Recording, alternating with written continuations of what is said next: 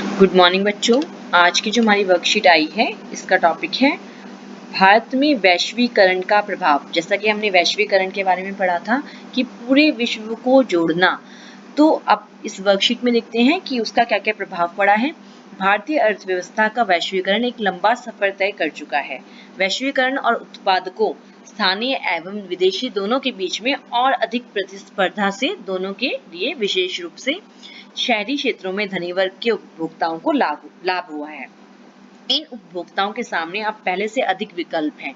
मतलब अब जो कंज्यूमर्स हैं वो उनके सामने बहुत सारे ऑप्शन हैं। वो अपनी मनचाही चीज ले सकते हैं, मनचाहे रेट पर ले सकते हैं, जिस पर उन्हें लगे कि ये सस्ती मिल रही है या अच्छी मिल रही है, यह सब वो देख सकते हैं। लेकिन उत्पादकों और श्रमिकों पर वैश्वीकरण का एक समान प्रभाव नहीं पड़ा है। वो पढ़ते हैं। सबसे पहले जो बहुराष्ट्रीय कंपनियां होती हैं उन पर क्या प्रभाव पड़े हैं। उद्योगों में cell phone, electronics, soft drinks, fast food, इन सेवाओं में क्या बढ़ा है, निवेश बढ़ा है। मतलब ये जो चीजें हैं इनमें निवेश बढ़ा है। इनसे नई नौकरियों का सृजन हुआ है, नई नई नौकरियां आई हैं और लोगों के लिए ऑप्शंस आए हैं कि वो नई नौकरियों को ज्वाइन कर सकें। इन उद्योगों को कच्चे माल की आपूर्ति जो करती हैं वो स्थानीय कंपनियां, मतलब यहाँ की कंपनियां जो हैं वो समृद्ध हुई हैं। अब आई शेष भारतीय कंपनियों पर क्या प्रभाव पड़ा है। इन्होंने नई तकनीक, उत्पादन के तरीकों में निवेश किया है, उत्पादन मानकों को बढ़ाया है, विदेशी कंपनियों के साथ ये टाई अप किया है, उनका सहयोग प्राप्त किया है। कुछ भारतीय कंपनियां बहुत बड़ी अंतरराष्ट्रीय कंपनियां बन गई हैं, जैसे कि टाटा मोटर्स, इन्फोसिस, रैनबैक्सी। ठीक है। आईटी जैसे उद्योगों को सेवा प्रदान करने के लिए अवसर मिले हैं, नए नए अवसर मिले हैं। अब आई छोटे भारतीय निर्माताओं पर। बहुत से छोटे निर्माताओं के लिए वैश्वीकरण ने चुनौतियां पेश करी हैं। छोटे निर्माता जो ये कंपटीशन है इसके कारण उन्हें बड़ी टक्कर मिली है। बैटरी, प्लास्टिक, खिलौने, टायर, डेयरी, ये इन उद्योगों के कुछ उदाहरण हैं जिन्हें टक्कर मिल रही है। इनमें से कई इकाइयों ने कई श्रमिकों के लिए रोजगार देने बंद कर दिए हैं। मतलब श्रमिकों के लिए नुकसान हुआ है, देखो रोजगार बंद हो गए हैं। अधिकांश नियोक्ता, मतलब कंपनी मालिक या फैक्ट्री मालिक, श्रमिकों को लचीले ढंग से रोजगार देना पसंद करता है। मतलब जब काम होता है तब वो नौकरी पर रख लेता है और जब काम नहीं होता तो वो निकाल देता है। विदेशी निवेश को आकर्षित करने के लिए क्या कदम उठाए गए हैं। तो औद्योगिक क्षेत्रों की स्थापना के लिए, जिन्हें विशेष आर्थिक क्षेत्र या SEZ इस नाम से जाना जाता है, इसमें बिजली, पानी, सड़क परिवहन, भंडारण, मनोरंजन और शैक्षिक सुविधाएं जैसी विश्व स्तरीय सुविधाएं होती हैं। SEZ में उत्पादन इकाई रखने वाली कंपनियों को शुरुआत के 5 वर्षों के लिए कर यानी कि टैक्स नहीं देना पड़ता। तो ये हमारे क्या बने हैं, एक तरह से रूल्स हैं, ये टैक्स नहीं देना पड़ रहा उन्हें पहले 5 वर्षों में। श्रम कानून लचीले हैं। मतलब नियमित रूप से श्रमिकों को रखने की बजाय जब काम ज्यादा होता है तो काम पर रख लिया जाता है और जब काम नहीं होता तो उन्हें निकाल दिया जाता है। तो ये कंपनी की श्रम की लागत को कम करने के लिए किया जाता है। फिर भी विदेशी कंपनियां पूरी तरह संतुष्ट नहीं हैं और वह कह रही हैं कि हमें श्रम कानून में और अधिक लचीलापन चाहिए। मतलब अपने हिसाब से हमें श्रम कानून चाहिए। अब बात करें वैश्वीकरण की, तो वैश्वीकरण का लाभ सबको नहीं हुआ है। सवाल यह है कि सभी के लिए अवसर पैदा करने के लिए वैश्वीकरण को और अधिक निष्पक्ष, मतलब किसी एक पक्ष के लिए ना बनाते हुए सबके लिए बराबर लाभ बनाए जाए। ऐसा कैसे बनाया जाए।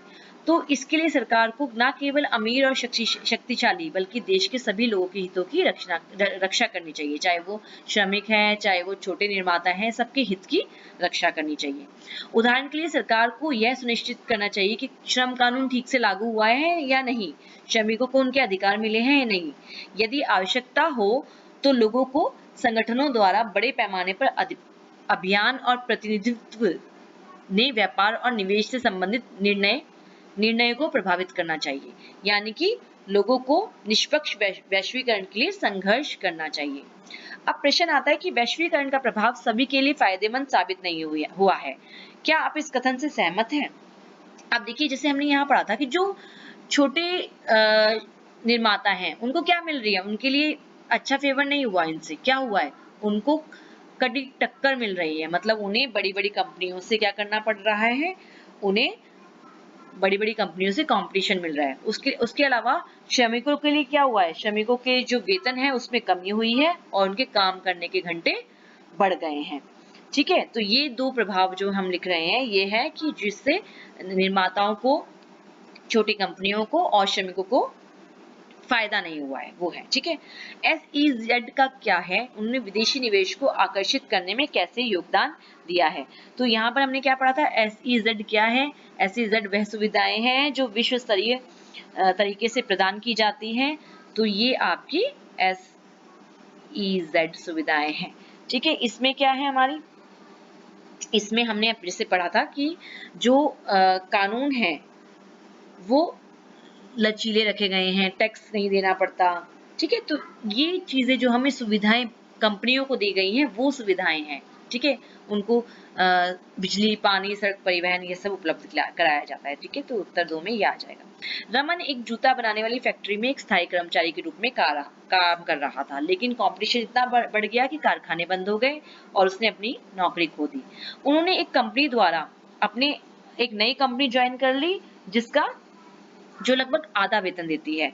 अब रमन और उसके साथी कर्मचारियों पर इसका क्या प्रभाव हुआ, उन्हें किस तरह का नुकसान हो रहा है। तो सबसे पहले जो रमन और उसके साथी कर्मचारी है, पहले वो एक स्थायी नौकरी में थे, लेकिन अब वो नौकरी स्थायी नहीं रही है। तो क्या नहीं रही है, स्थायी नौकरी नहीं रही है, अब वो कच्चे हो गए, मतलब अब उनको एक तनख्वाह भी कम मिल रही है और उन्हें कभी भी हटाया जा सकता है। तो स्थायी नौकरी नहीं रही है। दूसरा, उन्हें कभी भी हटाया जा सकता है। दूसरा, काम के घंटे जो है वो बहुत ज्यादा है जबकि वेतन कम मिल रहा है। तो ये 3 प्रभाव हम लिखेंगे। उसके बाद है चौथा प्रश्न, निष्पक्ष वैश्वीकरण से आपका क्या अभिप्राय है और आपको क्या लगता है निष्पक्ष वैश्वीकरण द्वारा समानता और न्याय कैसे सुनिश्चित किया जा सकता है।